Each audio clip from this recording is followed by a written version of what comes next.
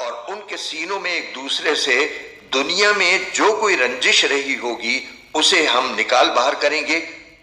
ان کے نیچے سے نہریں بہتی ہوں گی اور وہ کہیں گے تمام تر شکر اللہ کا ہے جس نے ہمیں اس منزل تک پہنچایا، اگر اللہ ہمیں نہ پہنچاتا تو ہم کبھی منزل تک نہ پہنچتے۔ ہمارے پروردگار کے پیغمبر واقعی ہمارے پاس بالکل سچی بات لے کر آئے تھے، اور ان سے پکار کر کہا جائے گا کہ لوگو یہ ہے جنت، تم جو عمل کرتے رہے ہو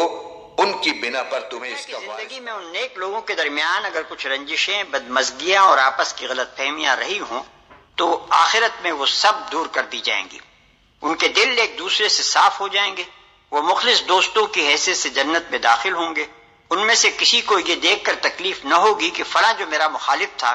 اور فلاں جو مجھ سے لڑا تھا، اور فلاں جس نے مجھ پر تنقید کی تھی، آج وہ بھی اس ضیافت میں میرے ساتھ شریک ہے۔ اسی آیت کو پڑھ کر حضرت علی رضی اللہ تعالیٰ عنہ نے فرمایا تھا کہ مجھے امید ہے کہ اللہ میرے اور عثمان رضی اللہ عنہ اور طلحہ رضی اللہ عنہ اور زبیر رضی اللہ عنہ کے درمیان بھی صفائی کرا دے گا۔ اس آیت کو اگر ہم زیادہ وسیع نظر سے دیکھیں تو یہ نتیجہ نکال سکتے ہیں کہ صالح انسانوں کے دامن پر اس دنیا کی زندگی میں جو داغ لگ جاتے ہیں، اللہ تعالیٰ ان داغوں سمیت انہیں جنت میں نہ لے جائے گا، بلکہ وہاں داخل کرنے سے پہلے اپنے فضل سے انہیں بالکل پاک صاف کر دے گا، اور وہ بے داغ زندگی لیے ہوئے وہاں جائیں گے۔ تمہیں ان اعمال کے بدلے میں ملی ہے جو تم کرتے رہے تھے۔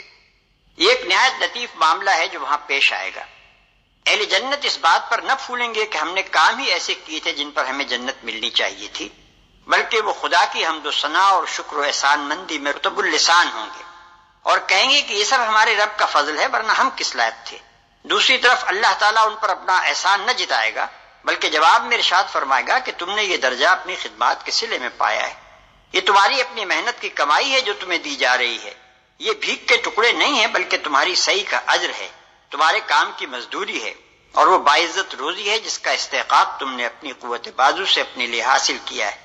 پھر یہ مضمون اس انداز بیان سے اور بھی زیادہ لطیف ہو جاتا ہے کہ اللہ تعالیٰ اپنے جواب کا ذکر اس تصریح کے ساتھ نہیں فرماتا کہ ہم یوں کہیں گے، بلکہ انتہائی شان کریمی کے ساتھ فرماتا ہے کہ جواب میں یہ ندا آئے گی۔